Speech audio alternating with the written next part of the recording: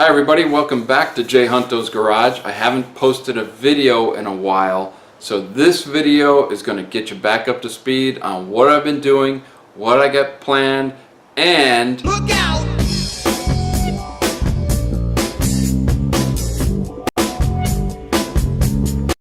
Someone once said that which gets planned gets done. So we have a plan to get this thing done. So for Project Oddball, we have engine inspection.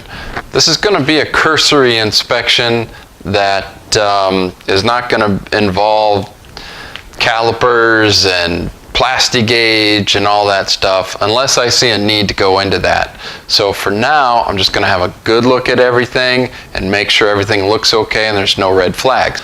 Next thing that I'm going to do during the inspection is a compression test. That's pretty easy. I'll make sure all the cylinders are within tolerance of each other and go from there, and hopefully I've got enough compression in this thing, or else it will be a tear down. Bearing clearance on the rods, particularly on the rods, because that's going to have rod knock, and I've either got that or a wrist pin slap going on, or piston slap going on right now in the car, and it sounds horrible. And that is why we're changing this engine.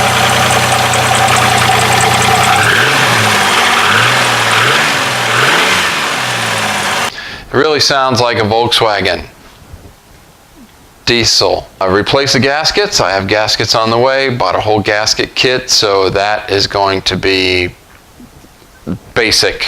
I don't want any leaks with this or whatnot. Then I'm going to clean it and paint it. I've already started the cleaning process. I'll probably just paint it black. It sits so far down in that engine bay anyway, you can't really see it.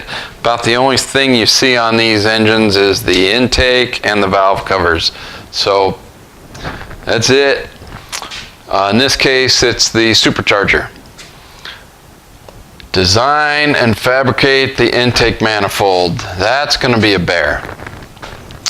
I have a buddy of mine who's a machinist working on that right now. We're going to get a flange made that goes on the back of the supercharger. I'll get a very, very tight bend of 2.5-inch tubing that will come forward in some location. I haven't really figured that out yet, but I'm going to figure it out. And then I'll be able to mount the mass airflow sensor to another flange that I got to get made on the forward side of the engine so that everything works right. And finally, we're going to refurbish the wiring harness. Part of that's right here. So that's probably the easiest thing I'm going to have to do of everything. So that's just going to basically be cleaning it up and inspecting it as well. I want to make sure that there's no broken wires, nothing missing, and that all is well with that.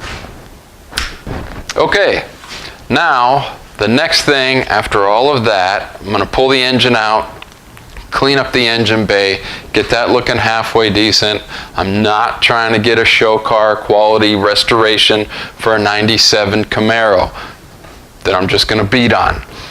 So I'll clean it up, make it look decent, presentable, then we'll get this engine in, and then we will start looking at the brakes. It's got new brakes on it, but they're not performance brakes. I'll put someone's brakes on it.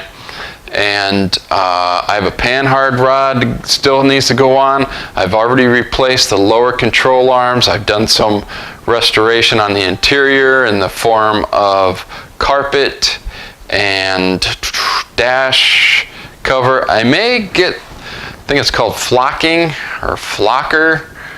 Meet the flockers. I don't know. There's some kind of a flock, I think it's flocking, that makes the dash look like suede. I like that, and I will probably do that in this car. It looks pretty neat. I need to get the windshield replaced and an exhaust system. I need an exhaust system. I've got a, you've seen earlier, I have the headers to go on. That's all 2.5-inch pipe, so I'm going to bring that straight out. It's got 2 1/4 right now, and you saw in a previous video how that sounded. It's horrible.